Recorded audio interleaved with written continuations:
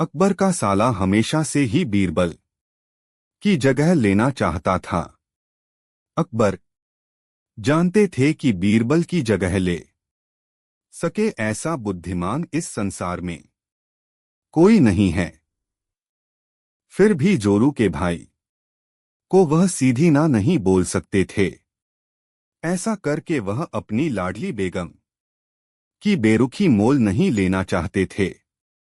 इसीलिए उन्होंने अपने साले साहब को एक कोले से भरी बोरी दे दी और कहा कि जाओ और इसे हमारे राज्य के सबसे मक्कार और लालची सेठ दमनीलाल को बेचकर दिखाओ।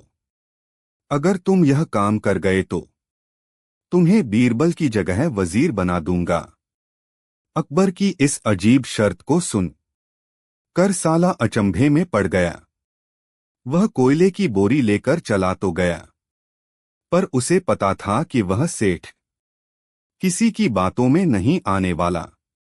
ऊपर से वह उल्टा उसे ही चूना लगा देगा।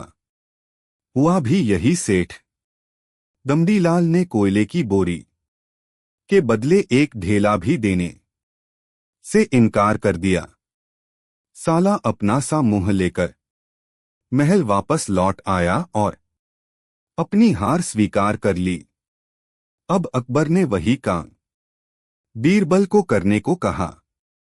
बीरबल कुछ सोचे और फिर बोले कि सेठ दमनीलाल जैसे मक्कार और लालची सेठ को यह कोयले की बोरी क्या मैं सिर्फ कोयले का एक टुकड़ा ही 10,000 रुपए में बेच आऊंगा। यह बोलकर वह तुरंत वहां से रवाना हो गए। सबसे पहले उसने एक दर्जी के पास जाकर एक मखमली कुर्ता सिलवाया, हीरे मोती वाली मालाएं गले में डाली, महंगी जूती पहनी और कोयले को बारीक सुरमे जैसा पिसवा लिया।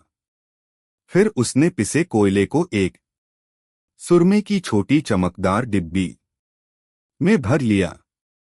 इसके बाद बीरबल ने अपना भेष बदल लिया और एक मेहमान घर में रुककर इश्तिहार दे दिया कि बगदाद से बड़े शेख आए हैं जो करिश्माई सुरमा बेचते हैं, जिसे आंखों में लगाने से मरे हुए पूर्वज दिख जाते हैं और यदि उन्होंने कहीं कोई धन गाड़ा है तो उसका पता बताते हैं। यह बात शहर में आग की तरह फैली। सेठ दमनीलाल को भी ये बात पता चली। उसने सोचा जरूर उसके पूर्वजों ने कहीं न कहीं धन गाड़ा होगा। उसने तुरंत शेख बने बीरबल से संपर्क किया और सुरमे की डिब्बी खरीदने की पेशकश की। शेख ने डिब्बी के 20,000 रुपए मांगे और मोलभाव करते करते 10,000 में बात तय हुई। पर सेठ भी होशियार था। उसने कहा मैं अभी तुरंत ये सुरमा लगाऊंगा और अगर मुझे मेरे पूर्वज नहीं दिखे तो मैं पैसे वापस ले लूंगा। बीरबल बोला बिल्कुल आप ऐसा कर सकते हैं। चलिए शहर के चौराहे पर चलिए और वहां इसे जांच लीजिए। सुरमे का चमत्कार देखने के लिए भीड़ इकट्ठा हो गई।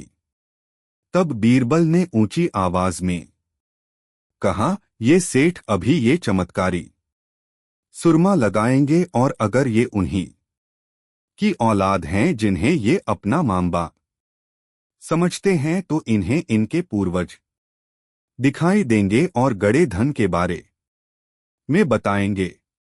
लेकिन अगर आपके मां बाप में से किसी ने भी बेईमानी की होगी और आप उनकी असल औलाद नहीं होंगे तो आपको कुछ भी नहीं दिखेगा।